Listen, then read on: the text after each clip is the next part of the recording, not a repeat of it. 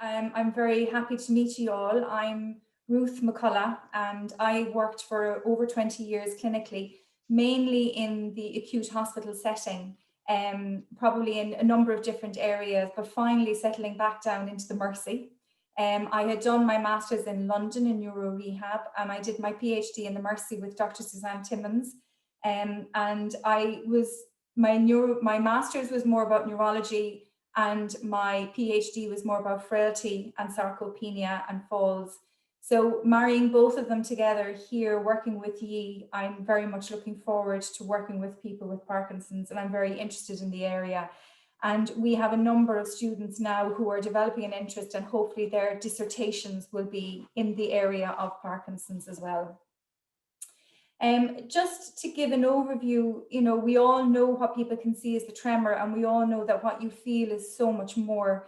And, the jury is back in so long ago that exercise can make you feel better. It's always known that exercise can help just make you feel better and can help these such symptoms that you feel, such as muscle spasms, slowed movement, stiffness. But also it's becoming more apparent that it can help with certain things like anxiety or apathy or difficulty sleeping and fatigue. So I think a lot of the exercise studies that were done before didn't measure how much of an impact it had on these non-motor symptoms, but we're certainly exploring that, and the results are starting to look a little bit positive there.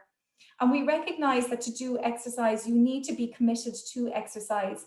So if we can try and help with that commitment and help with you being able to stay motivated and interested in exercise, that's half the battle won as well.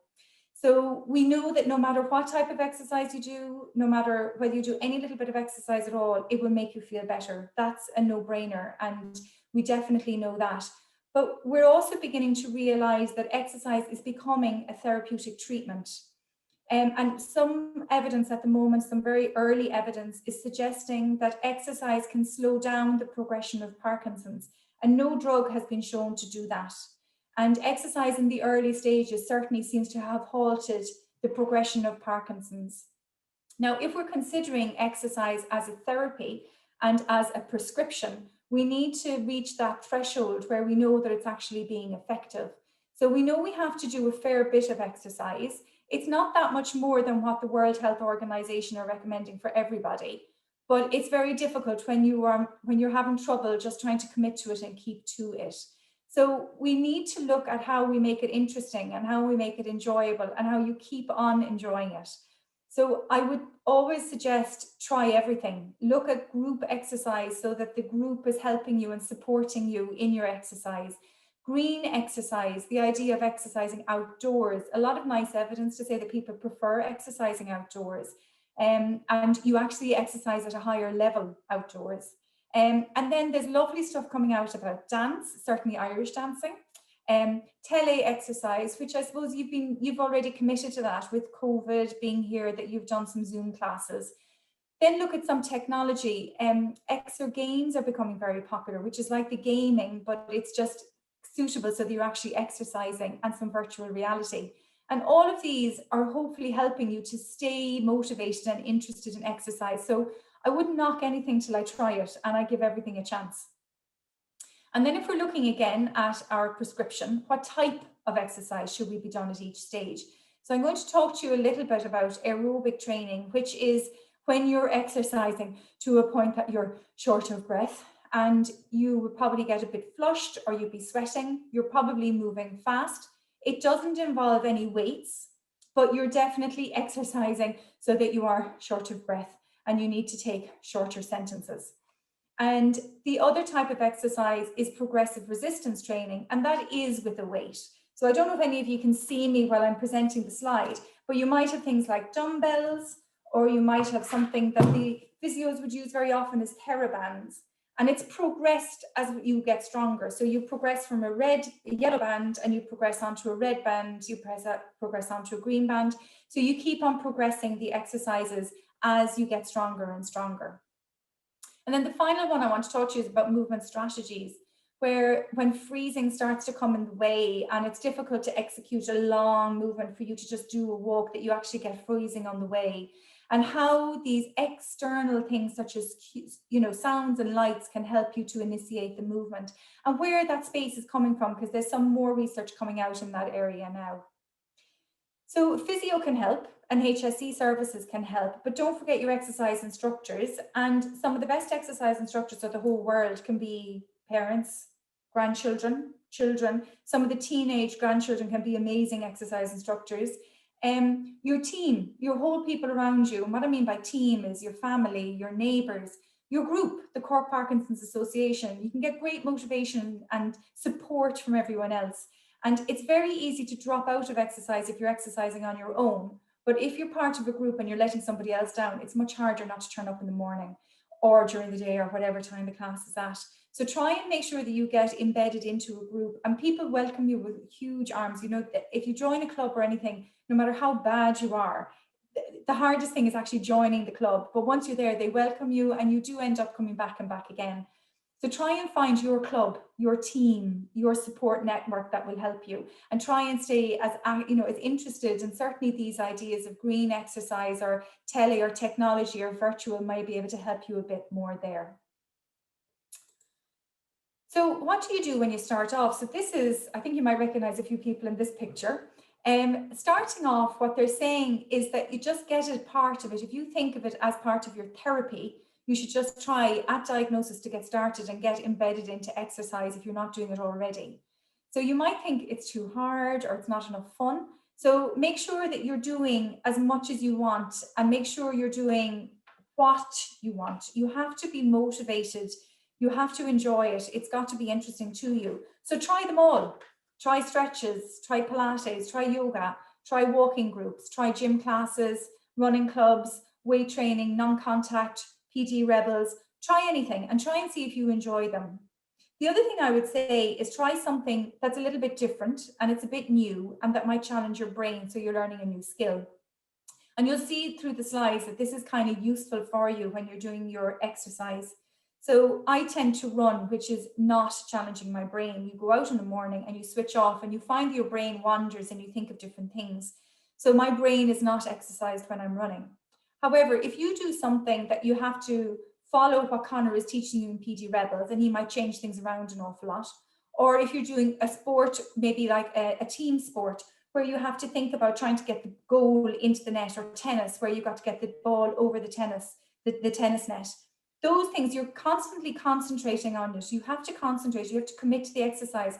All the exercise that you're doing, you're concentrating on it and you're voluntarily doing it. It's not just automatically happening. And that sort of training is very, very good for you to get started at the very beginning. I'm going back again to being very comfortable. Be comfortable in your own space and feel supported. Get all of your group together, get your team together. My running partner is from South Africa and she calls her family her team. And everything is revolved around her team, her McCullagh team. And I think it's a lovely phrase because that tells it all, doesn't it? That they're supporting her and they're committed. But if my running partner doesn't come on a run for me in the morning, I really do miss her. And likewise, at the moment, I have an injury and she's missing. So it does put that support, with you when you are doing your exercise. What they say starting off is when you're physically quite good is really try and work.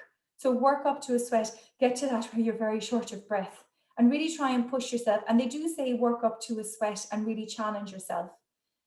But start off with what you can do. Don't go headlong into this and get used to it slowly. So start off with your bite-sized chunks and build up. So it could be something as simple as 10 minutes twice a day, then 10 minutes 3 times a day, then a quarter of an hour twice a day, a half an hour a day, and build up slowly to it. And what they are suggesting now is that about 2.5 hours weekly from the very start leads to a better quality of life 2 years later. So the take-home message from this slide is just try everything, try the variety, try and get so that your brain is engaged in the exercise rather than being switched off. Get a team player, get somebody else involved and get that support. Push yourself at the very beginning, definitely push yourself. So start off with what you can and build yourself up gradually. And if you need something like an exercise instructor or physio involved, definitely get that support. And then as symptoms progress, you all know that you all progress, something different turns up. So one size doesn't fit all. And that's when you need your tailored exercises. That's where your exercise instructor with an interest in Parkinson's can help, or it can be a physio with an interest in Parkinson's, and they'll adapt and devise the exercise program for you. But the core bits that should be in any exercise program, I think, is stretching. You'll always need stretching because stiffness is inherent in the condition. In Parkinson's, you do end up being stiff. So a good way to start any exercise program is to do a good warm-up and then follow it with a stretching session.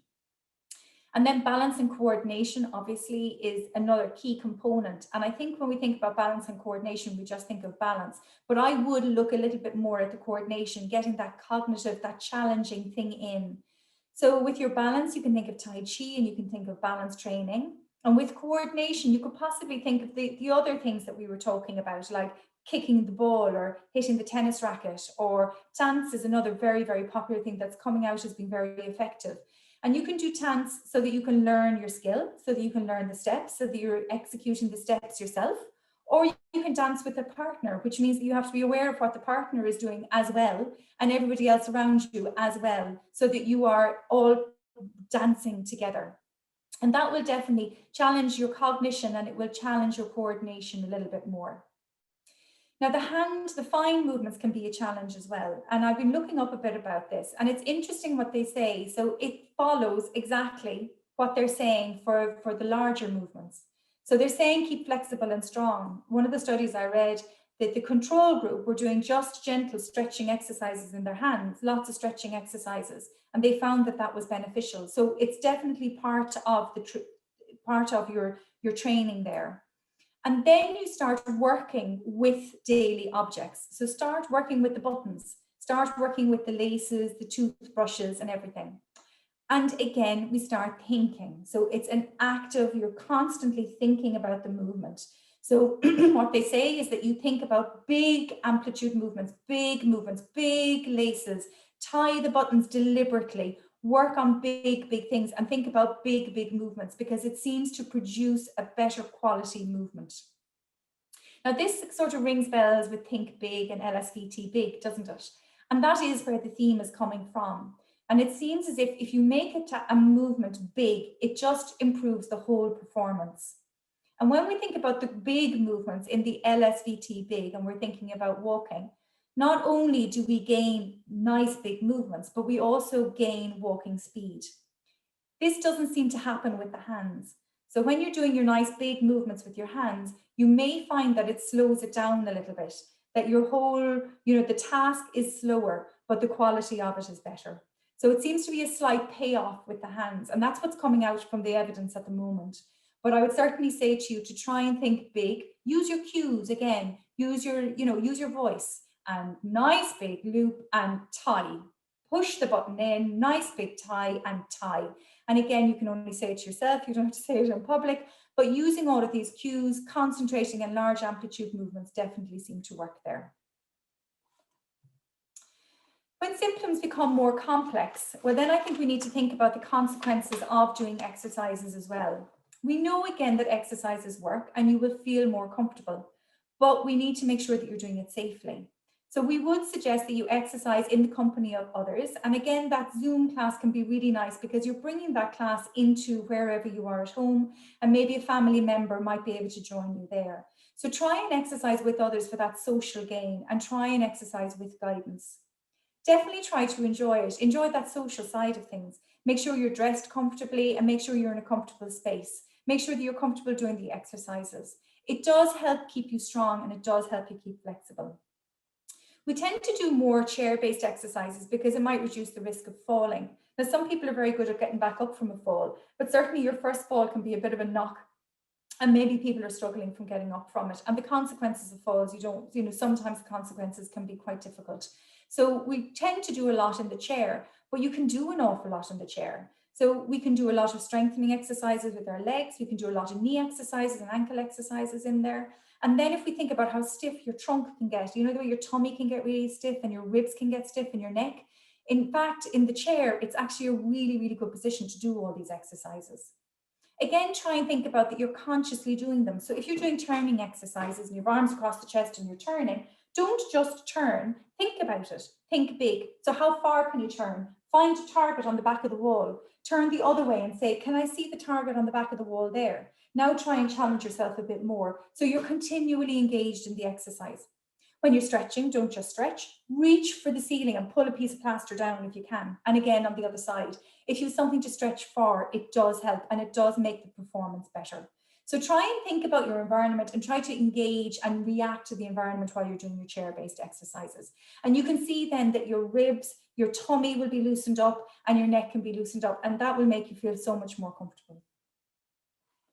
Okay, so I want to talk to you now about the evidence, because here I am banging on about what you need to do and you're kind of going, really? So I'm just going to give you a quick overview of what the evidence is telling us at the moment about this. So what I was saying is, when you start early and when you're newly diagnosed, the evidence is certainly saying that vigorous exercise can slow down Parkinson's. So we have a number of different studies that are suggesting this, and these are quite young exercises or studies. They've only been coming out maybe the last 5 or 10 years. The Sparks is probably one of the first studies, and this seemed to actually freeze symptoms. So this was 128 patients who were newly diagnosed and weren't on any medication, and they were allocated to either an intensive group of exercise, a moderate exercise group, or no exercise. None of them were on medication, all of them were able to do the exercise, and it was treadmill training. The intensity was based on their heart rate, so they had to work out quite hard. So they did work up a sweat, you could feel the heart was pumping away, you knew that you were working hard. And they did it for 6 months, 4 days a week for a half an hour, supervised by an exercise therapist.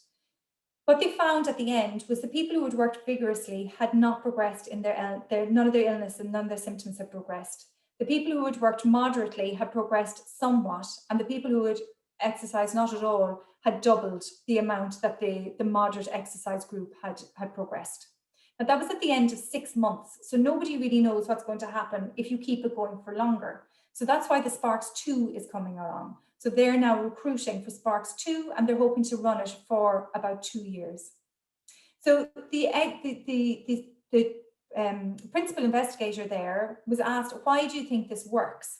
So he was saying that his guess is that the high intensity exercise improves brain vascularity. So what does that mean? It pumps more blood into the brain.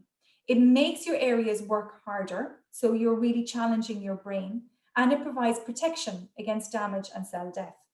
So then by doing this cardiovascular training, by working hard at the very beginning, it may not only be making the brain work harder, but it might also be protecting it. There's another group in Scandinavia, in Sweden, who are doing the Park and Shape. And this is more of an exercise program that's on can you see the bike? It's the second photograph down below, it's the bike. And it's gamified bike exercise, because the bike can be very boring, a static bike at home. So instead they put a game at the start, and again, that's modified for each person to try and drive them to working harder.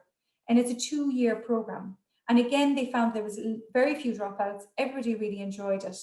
What they found is that the people who worked intensely had only changed 1 point on the UPDRS, whereas the other group who hadn't been exercising had increased by 5 points. So the take-home message from this is, yes, when you're at the early stages, do get out there and do exercise and work as much as you can. Try and work up into a sweat and work hard. So it means that you are quite short of breath. So your ways of measuring whether you're working to the right dose or not, and try and keep it going for as long as you possibly can, because it does seem to be slowing down the rate of the progression. What about other types of exercise? So weights are good too. Now they've received less attention because more focus has been on the strength training, but there has been some good evidence that weight training can be good too. So recently there was a systematic review, which means that they look at all the studies that were done recently, or in the last maybe 20 years, and they found 13 studies who had looked at weights. All of the studies had included maybe about 60 to 66 participants, and the people and they exercised for about 6 months to about 2 years. So the duration of the intervention was long enough. They all exercised for about a half an hour a day. And what they found is that what they were using was static bikes, machines. They used cuff weights or elastic resistance bands, very much like what I was showing you earlier on. And they compared the effectiveness of this to gentle stretching or balance training or even conventional physiotherapy. Now, the good news is it was well tolerated in people with Parkinson's, and they felt improvements. It improved their walking, it improved physical performance, it improved quality of life. The impact of it on balance was less clear. And I think you can understand that weight training tends to just work on one joint, whereas balance is over such joints, and it's such a complex movement that the gains that you're learning or that you're earning from weight training probably don't carry over as much onto walking. There was a group that were interviewed after doing the weight training. 9 people were interviewed afterwards, and they were asked what benefits did they get from the weight training. And they said that the physical benefits were one thing, but the benefits that they gained were far more than the physical benefits. And the things that they found that were really probably more valuable were that they were more alert, that they had a sense of well-being, that their strength had improved, their appetite had improved, and they had a social outlook because they were training with other people. So from this, we can see that exercise is important and it can be beneficial, and it can definitely slow things down, the aerobic in the early stages, and it can make you feel better, it can make you stronger, and your performance can be better. There is a dosage amount. You must try and do the certain amount. You have to try and keep up with the amount of work, because otherwise you could be underdosing yourself. So how can we get you more interested in the exercises? So video gaming or exergaming has received a bit of attention recently. Gala in 2014 took a group of people with Parkinson's. They took about 9 people with Parkinson's, and they used a commercially available gaming machine called Kinect. And they modified the Kinect specifically for that group. And they picked up some information that was really quite interesting from the group. So for example, the group preferred when the avatar, when it's that little representation of themselves on the screen, was exercising outdoors. They much preferred it. They liked the sound effects. They found that that was more interesting and more stimulating. So they liked that thwack sound when the tennis ball hit against the tennis racket. They really engaged. They found it really easy to engage with the avatar, and they found the whole thing was actually really engaging. They found then that when it came to a dual task, when the avatar was asked to not only reach for something, but also maybe to dive away or to step back, they found that was more challenging, and they wanted to modify the introduction of that second task. So it was easily done depending on what they wanted to do. So Galna et al. Produced this Kinect test. And Newick et al. In 2018 also looked at using video game rehabilitation, and it was the same concept. So again, they have the avatar, and he's working on the board, and he's trying to keep balanced on the board, or he's trying to keep the little truck in the rails. And again, it's that whole body involvement. All the arms and limbs are involved, and all the, your trunk is involved. So you're really engaged in the exercise. Newick et al., they did the exercises with 10 people, and they found that they found improved benefits on gait, balance, and confidence. And this was maintained 3 months after doing the intervention. So there was long-term gains from doing the video games. So it seems as if they've achieved a good dosage using the video games. It was engaging. When Galna started looking at the Kinect in 2014, they did a systematic review. So they pulled all the studies looking at video games to see what is the effectiveness and what's the evidence of the effectiveness of video games. And they could only find 7 studies at that time looking at video games. Rochester in 2019 looked at it again, and they have now found 64 studies involving video games. So it's obviously gaining traction, it's obviously gaining interest, and it's a space definitely where exercise and interesting exercise can be brought into the home. So it might be more accessible for people who aren't able to leave the home as easily. Movement strategies are something a little bit different. So this is when you want to do something, you've planned to do some movement, and the movement doesn't come out, and you tend to have some freezing of gait. And this tends to worsen when you are in a state of, there's some element of anxiety where you're in a situation where you feel vulnerable or you feel anxious. And when your attention is definitely diverted away from your movement and it's more onto the environment. So say, for example, if you're coming to a doorway, you have to concentrate on where the door is so you can navigate your way in. And that's when there seems to be a breakdown between what you plan to do and what's actually delivered. And it's the same thing when you're trying to navigate around things. So researchers have often used and been around for a long time when we're using cues. So we'd use auditory cues like that little app you put on the phone. So it's a metronome so that you can walk to the beat of the app. Or when you have your stick and it can send out a laser light and you can step over that stick to initiate the movement. And those do work very, very well.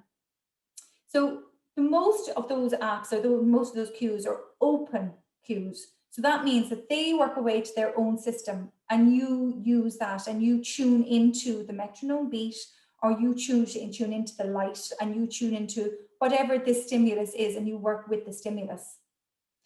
Now, with the development of technology, there's more interest in what's called a closed loop system. So the closed loop picks up on your movements, maybe through a smartwatch, and it detects when you're having problems. So it responds to you rather than you responding to the cue. So it adjusts the cue to work better for you. So these are emerging now at the moment, and they're definitely gaining interest, and they seem to be a lot more effective. Because at some point, the metronome beat, you find it hard to keep up with it, and it almost becomes a distraction. With this closed loop, the closed loop will adjust the metronome beat to you. But there are other researchers as well who are thinking maybe we don't need to rely on these external cues. Is there a way that we can train so that we can manage without these external cues?